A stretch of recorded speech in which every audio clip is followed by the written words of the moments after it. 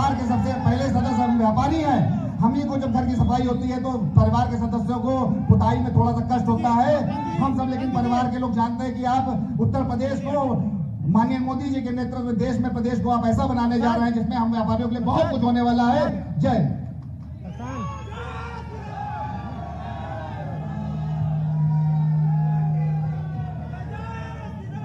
भारत माता की, भारत माता की, भारत माता की।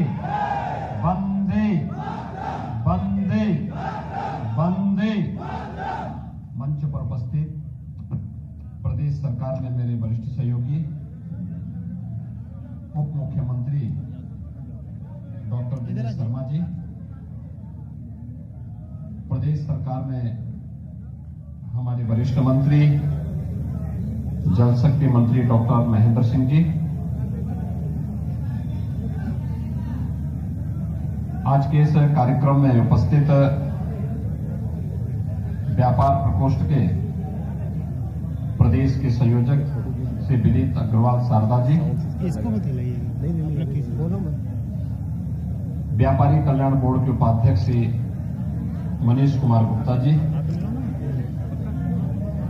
भारतीय जनता पार्टी के प्रदेश अवध क्षेत्र के अध्यक्ष श्री शेष नारायण मिश्र जी, लखनऊ महानगर के अध्यक्ष श्री मुकेश शर्मा जी, व्यापार प्रकोष्ठ के सह संयोजक सेनूप गुप्ता जी,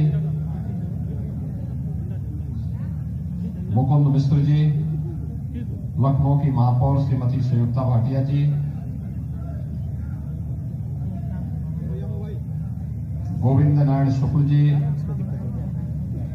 पुरुषोत्तम पुरी जी, किशन लोधी जी और इस कार्यक्रम का के संयोजक शिवशेख खरे जी और उपस्थित सभी व्यापारी भाइयों बहनों,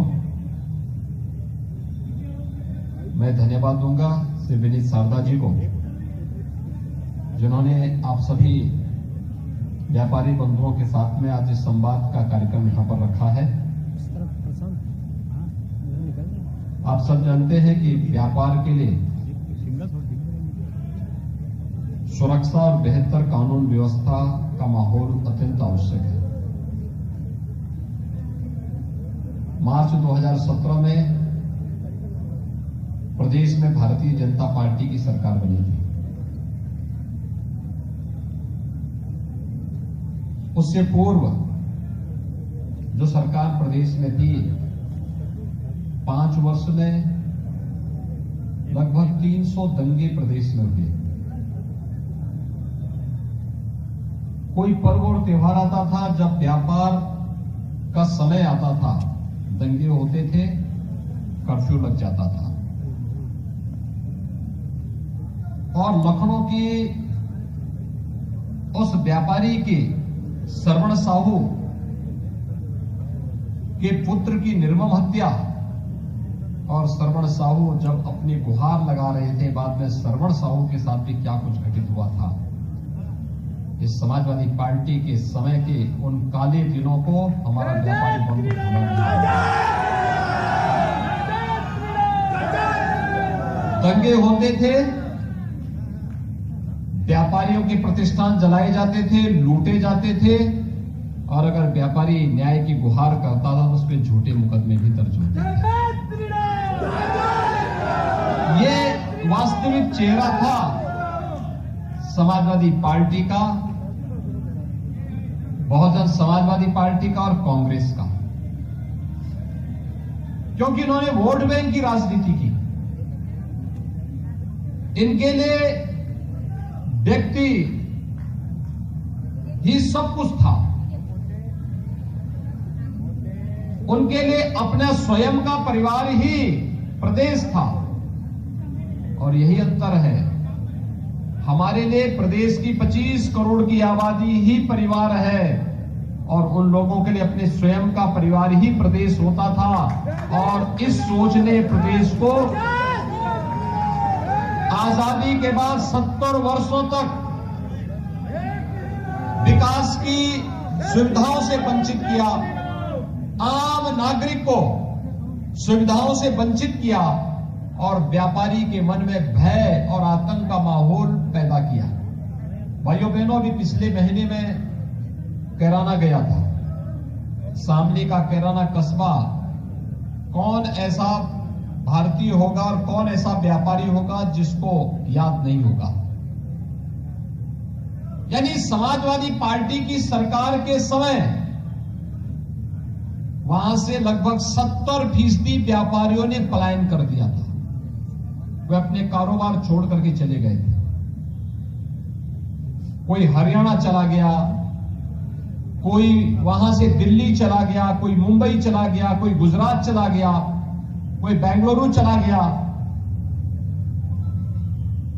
और मुझे बताते हैं प्रसन्नता है, 2017 में, मार्च 2017 में जब प्रदेश सरकार ने अपराध और अपराधियों के प्रति जीरो टॉलरेंस की नीति के तहत काम करना प्रारंभ किया, आज वे सभी 70% व्यापारी जो पलायन कर गए थे सपा की सरकार के समय, वापस कैराना वापस आ गए हैं और कैराना में व्यापार उनका उसी माहौल में फूल रहा है। आज आप फिर से नए प्रतिष्ठान बन रहे हैं, मॉल बन रहे हैं, पेट्रोल पंप लग रहे हैं। मैं एक व्यापारी के घर में गया था जिस व्यापारी ने पलायन कर लिया था, और उस परिवार से मिलने के लिए मैं गया। वहां एक छोटी सी बच्ची मुझे मिली। मैंने उससे पूछा, मैंने कहा कहां स्कूल पढ़ती हो? उसने कहा यही कस्बे में। मैंने कहा स्कूल में जाने में डर नहीं लगता? कहा नहीं, अब डर नहीं लगता है।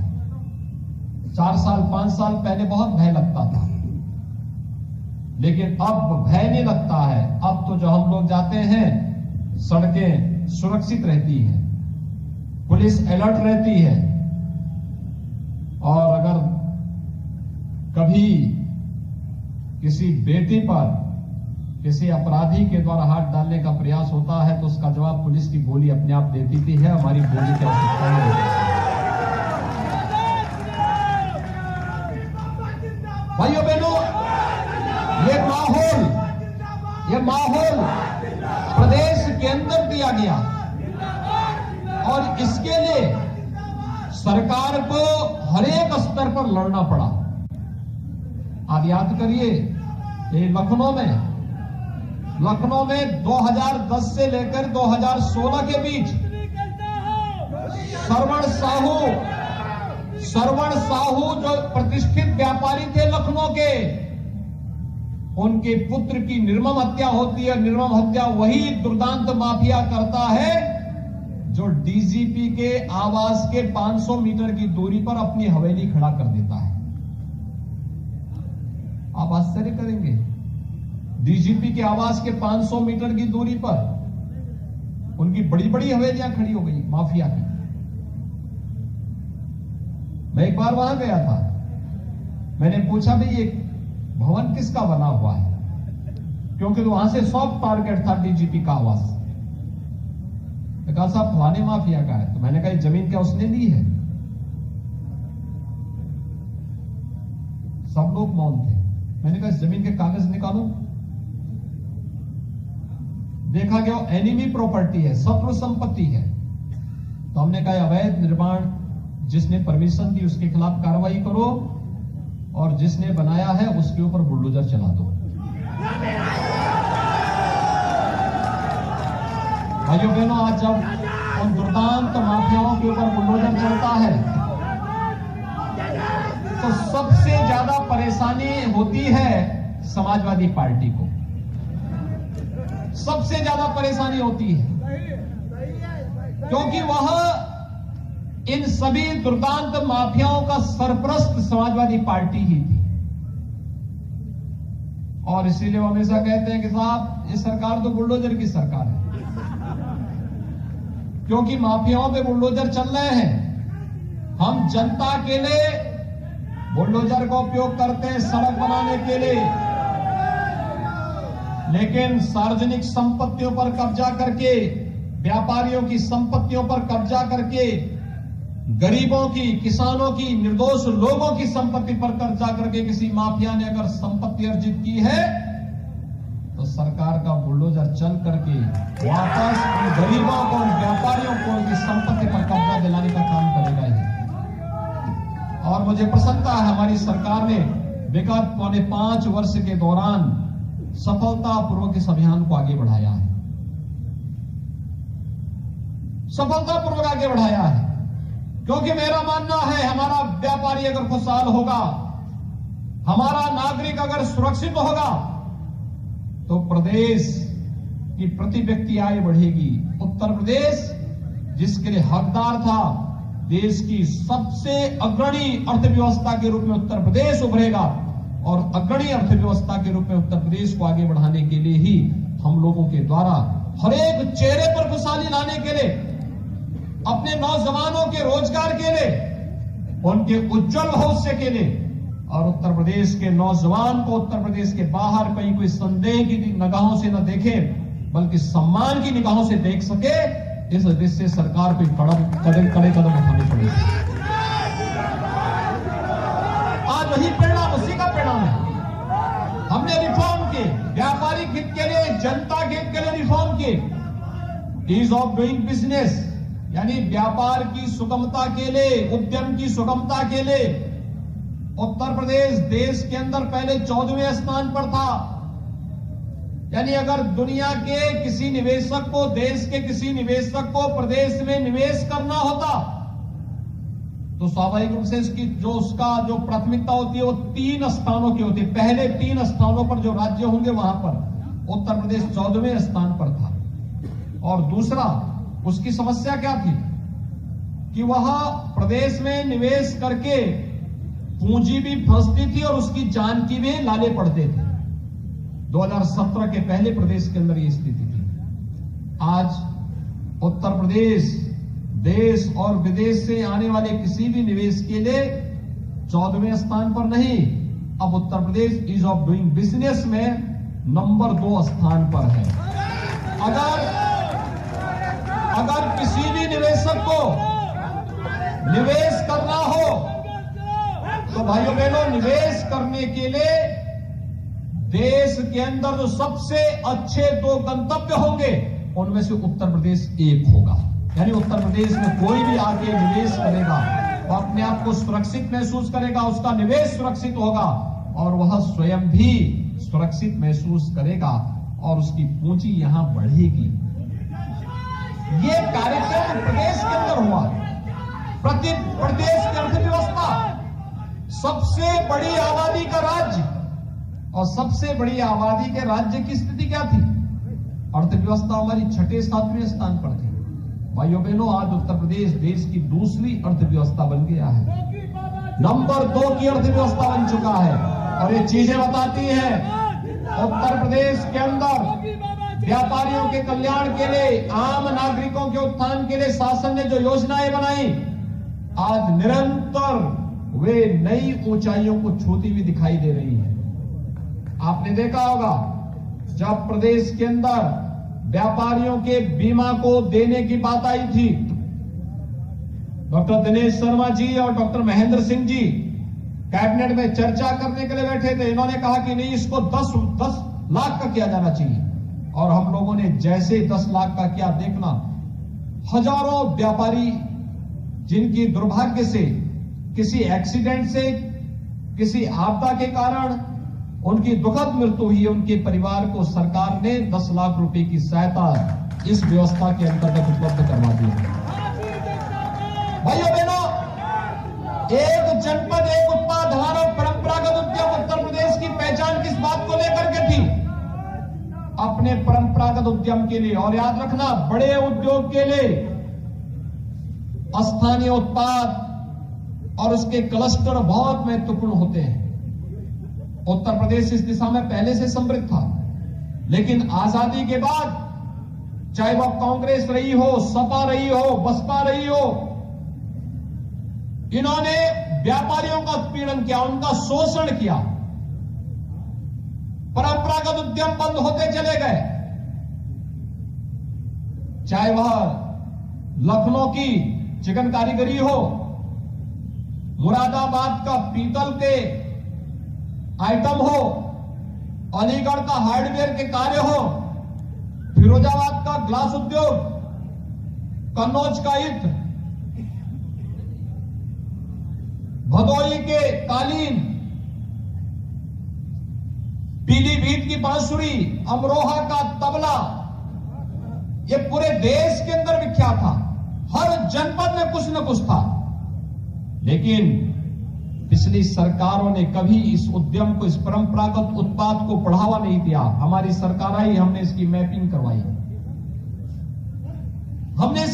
करवाई, और भाइयों बहनों, इस मैपिंग के साथ इसकी ब्रांडिंग के लिए, इसकी मार्केटिंग के लिए, इसकी डिजाइनिंग के लिए, इसको तकनीक के साथ जोड़ने के लिए एक जनपद एक उत्पाद की नीति चलाई, 1 डिस्ट्रिक्ट 1 प्रोडक्ट की नीति चलाई। हमने इसमें प्रोत्साहन दिया। 60 लाख व्यापारी प्रदेश के अंदर इस योजना के साथ जुड़े, 60 लाख उद्यमी। और वर्तमान में उत्तर प्रदेश प्रधानमंत्री मोदी जी के आत्मनिर्भर भारत के लक्ष्य में सहयोगी बनते हुए हर वर्ष 1,31,000 करोड़ रुपए का एक्सपोर्ट करना है अपने परंपरागत उद्यम को। 1,31,000 करोड़ रुपए का। देश के अंदर कोई राज्य इतना एक्सपोर्ट नहीं कर रहा है, उत्तर प्रदेश कर रहा है। यानी हर प्रकार से अपने हस्तशिल्पियों को, कारीगरों को सम्मानित करने का कार्य हो, या फिर व्यापारियों की सुरक्षा की पुख्ता व्यवस्था करना हो, ये केवल भारतीय जनता पार्टी आपको ये सुविधा दे सकती है और उस सुरक्षा की गारंटी दे सकती है। व्यापार का उत्तम माहौल आपने देखा होगा, कोरोना प्रबंधन में भी प्रदेश सरकार ने प्रधानमंत्री मोदी जी के मार्गदर्शन में जितना बेहतरीन प्रदर्शन किया, आज उसका परिणाम है कि अमेरिका के अंदर, यूरोप के अंदर, रूस के अंदर, चीन के अंदर लॉकडाउन है, लेकिन उत्तर प्रदेश में पूरे मार्केट खुले हुए हैं। हमारे दीपावली के अवसर पर रिकॉर्ड बिक्री होती है, विजयादशमी के अवसर पर रिकॉर्ड मात्रा में मार्केट खुले थे। व्यापारियों ने जो लॉकडाउन के दौरान अगर थोड़ी मंदी दिखाई दी थी, उसकी भी भरपाई की। मेरी तो अक्सर व्यापारिक संगठनों के साथ संवाद होता है, मैं उनसे पूछता हूं कैसा है मार्केट के हाल क्या है। जब डाउन रहता तो कहते साहब डाउन है, लेकिन जब अच्छी स्थिति है तो लोग बोलते साहब बहुत अच्छा मार्केट चल रहा है। ये शासन पर निर्भर करता है कि शासन उसको किस दिशा में माहौल देता है, और प्रदेश के अंदर भारतीय जनता पार्टी की सरकार ने वो उत्तम माहौल प्रदेश के अंदर देने का कार्य किया। भाइयों बहनों, आज कोई माफिया और कोई अपराधी सरेआम किसी व्यापारी को धमकी नहीं दे सकता, गुंडा टैक्स नहीं वसूल कर सकता, चौक नहीं वसूली कर सकता। हर व्यक्ति को मालूम है अगर कोई जबरदस्ती करने का प्रयास करेगा तो व्यापारी भले ही व्यापारी की बोली ना निकले, लेकिन पुलिस की बोली जरूर वहां पर उस अपराधी के लिए जरूर निकलेगी। और मैं आप सबको यही आश्वस्त करने के लिए आया हूं, हमारी प्राथमिकता प्रदेश के 25 करोड़ लोगों की सुरक्षा है, और 25 करोड़ लोगों की सुरक्षा का रास्ता निकलता है हमारे व्यापारी बंधुओं की सुरक्षा के माध्यम से। अगर माहौल व्यापार का उत्तम है, हर व्यक्ति अपने आप को सुरक्षित महसूस करता है, हर बेटी अपने आप को सुरक्षित महसूस करती है, और प्रदेश सरकार इसके लिए पूरी प्रतिबद्धता के साथ कार्य कर रही है। और आपको यही आश्वस्त करने के लिए मैं आया हूं, जो उत्तर प्रदेश आज देश का एक अग्रणी राज्य बन रहा है, तेजी के साथ देश की नई अर्थव्यवस्था के रूप में उभर रहा है। अगला 5 वर्ष बहुत महत्वपूर्ण होगा। उत्तर प्रदेश को हम 7वीं अर्थव्यवस्था से नंबर 2 की अर्थव्यवस्था बना चुके हैं, इसको नंबर 1 की अर्थव्यवस्था के रूप में स्थापित करेंगे। उत्तर प्रदेश हर एक क्षेत्र में अग्रणी भूमिका के साथ आगे बढ़े। यह कार्य केवल और केवल भारतीय जनता पार्टी कर सकती है। नहीं तो नारे लगते थे, फिर वोट बैंक बनाए जाते थे। कश्मीर में धारा 370 इसलिए नहीं हटेगी कहीं ऐसा ना हो कि वोट बैंक खिसक जाए। अयोध्या में राम मंदिर पे इसलिए नहीं बोलना है कि उनका वोट बैंक खिसक जाएगा।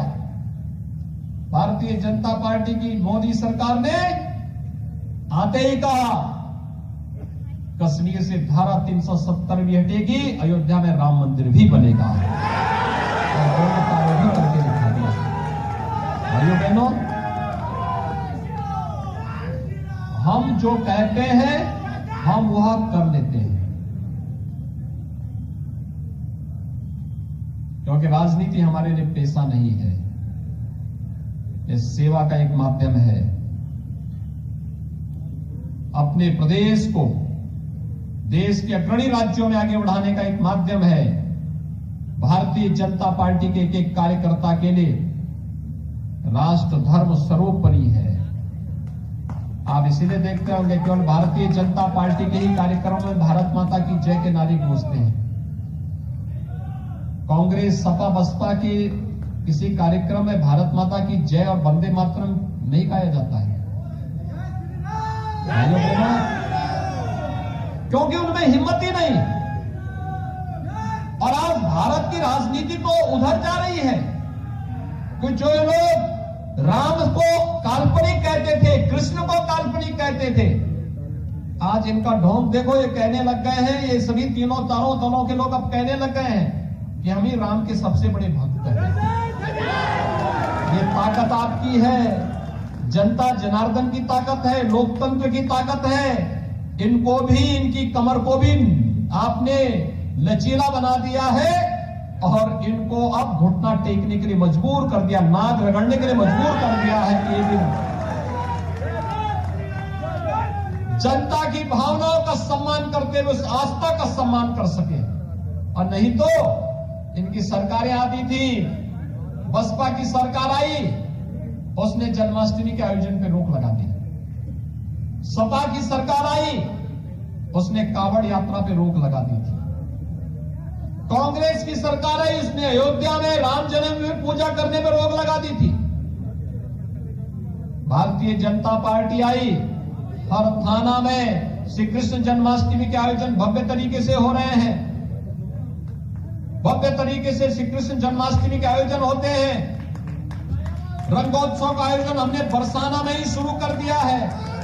मथुरा श्री कृष्ण जन्माष्टमी के आयोजन भव्यता के साथ मथुरा में मनाए जा रहे हैं।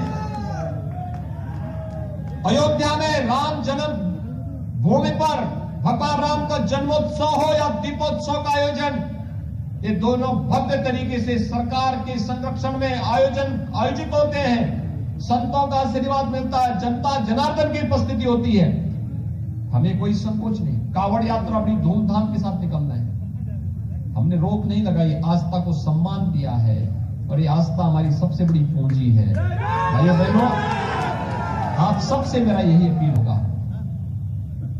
कि व्यापारी समुदाय अभी से कमर कसे। सुरक्षा का जो बेहतर माहौल मिला है, कारोबार की जो सुगमता और सरलता के साथ साथ आगे बढ़ने का अवसर प्राप्त हुआ है, या प्रदेश को अग्रणी राज्यों में देश के अंदर स्थापित करने का भी एक अवसर हम सबको प्राप्त होगा। हर व्यापारी को आगे बढ़ने का, अपने कारोबार का विस्तार करने का एक अवसर भी देगा और सुरक्षा का एक बेहतर वातावरण, व्यवसाय की सुगमता का एक बेहतर माध्यम केवल और केवल भारतीय जनता पार्टी दे सकती है। इस विश्वास के साथ मैं आप सबको आज के इस व्यापारी सम्मेलन के लिए विनीत शारदा जी को और उनकी पूरी टीम को हृदय से बधाई देता हूं, शुभकामनाएं देता हूं और आप सबके प्रति अपनी शुभकामनाएं देते हुए वाणी को देता हूं। धन्यवाद। जय हिंद।